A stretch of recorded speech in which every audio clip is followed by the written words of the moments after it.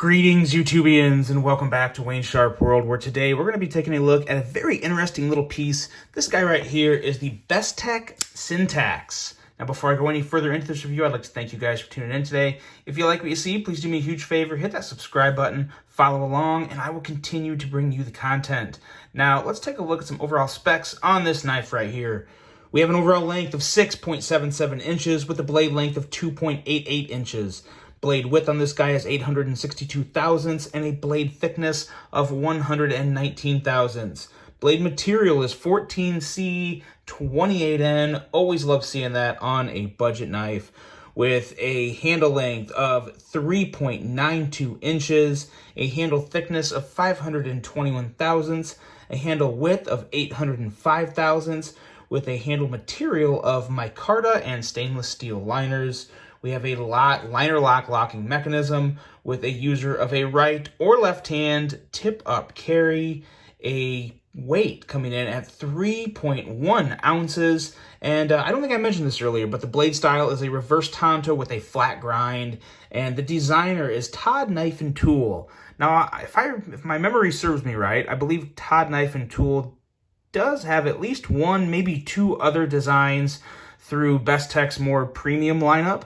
Haven't got my hand on those ones yet, but judging off this one, I would not mind checking those ones out.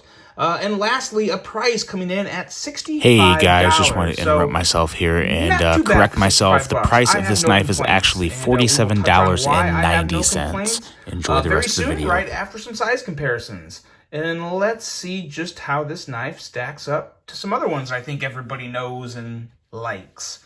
We have our QSP Penguin, pretty much in line, a little shorter than the Penguin.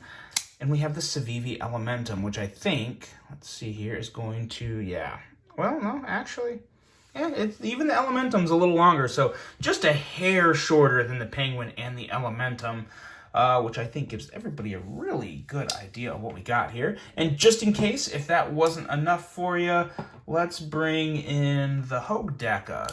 Hogue Deca is definitely going to be bigger, but it'll still help put it into a little better scale, as well as the Kaiser Gemini. So there you go. You can see it is definitely a, I wouldn't say really small knife, but probably somewhere in that medium type of area. So I think a lot of people will like the size of this guy. Now the blade.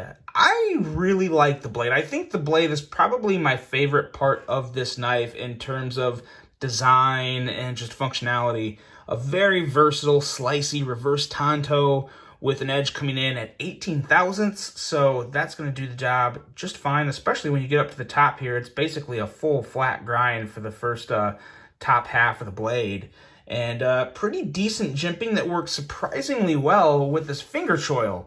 Now, the finger choil looks a little wonky, just with the way they put in the sharpening choil and everything, but I gotta say, it feels good when you put your index finger there, and you're plenty far away from the actual edge of the knife, so even if you have a rather thick index finger, that's gonna fit pretty well in there. And the jimping, like I said, the jimping works good enough. Not the best jimping I've ever felt on a knife, but it does work and it serves its purpose. So no real issue there. The blade itself actually really reminds me a lot of the Kaiser Feist. Not completely, but that was one of the first thoughts I had was Kaiser Feist. And that's a good thing because you guys know I love the Kaiser Feist, especially the reverse tanto version. And this is a tanto that really, I think, is maybe a little better than that, because I believe, if my memory serves me right, I believe the Feist was coming in around 20 or 21 thousandths, I think. It's been a while. But at 18 thousandths, this blade is good to go, especially with that 14C 28N. Going into the handle and ergos.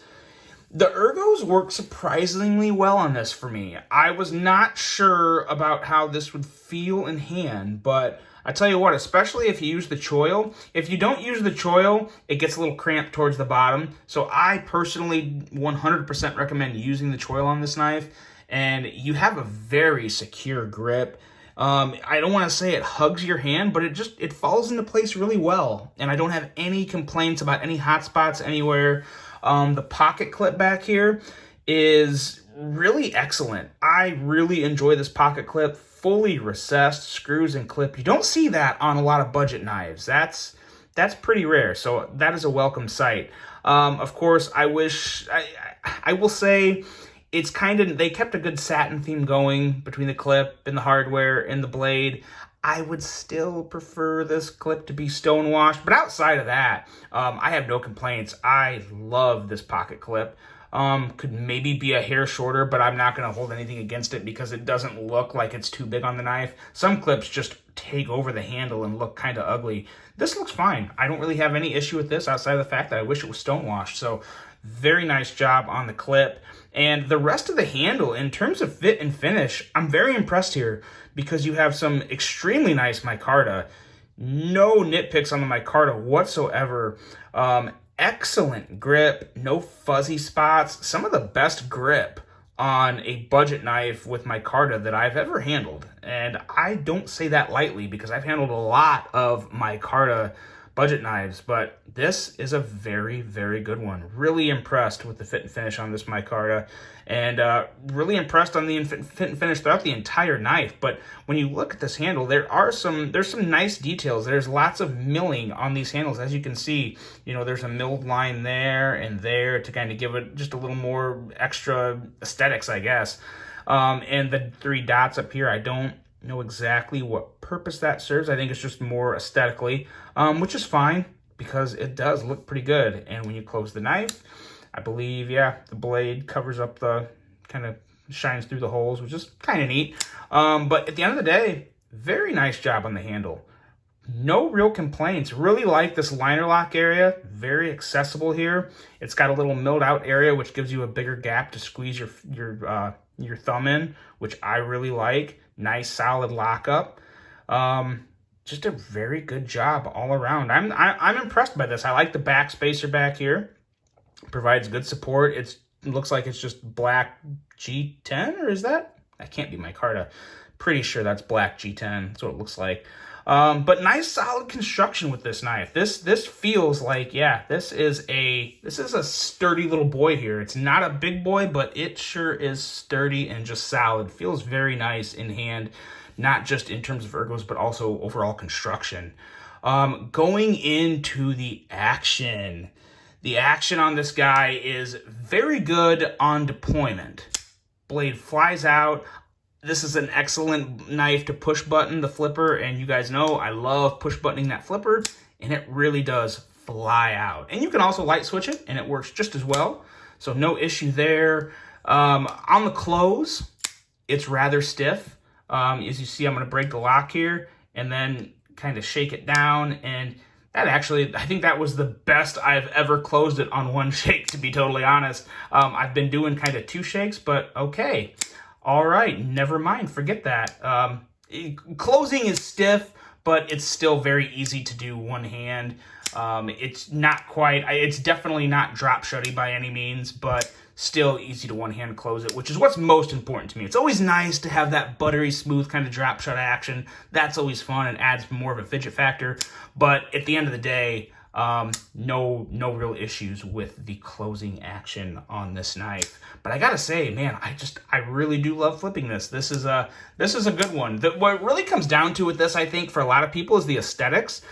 When I first got this, I thought the aesthetics were out there. I wouldn't say ugly, but out there. It definitely has that Todd knife and tool type of design language. I like I said, I haven't handled the other designs that they have through Bestech, but I've seen them.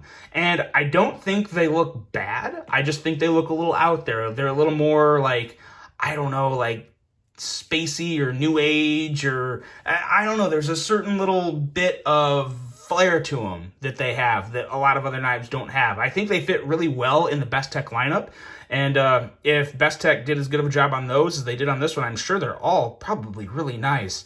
So I wouldn't mind checking those out. But overall, the aesthetics, I think people are either going to love this or just not care about it. Again, I'm really weird, so I'm kind of right in the middle. When I first got it, like I said, I wasn't too hot over it, but the more I handle it, the more I've used it, I like what they got going here. For $65, You know, overall, considering the materials, price, action, quality, and fit and finish, like I said, fit and finish is a very strong thing to consider on this one. This is some of the best fit and finish I've seen on a Bestech budget knife ever. Now, I haven't handled nearly as many Bestechs as I have Civivis and Kaisers, but I'm impressed with this one. I am a fan of this one, and I think if you guys like the aesthetics of it, it's one you definitely want to try.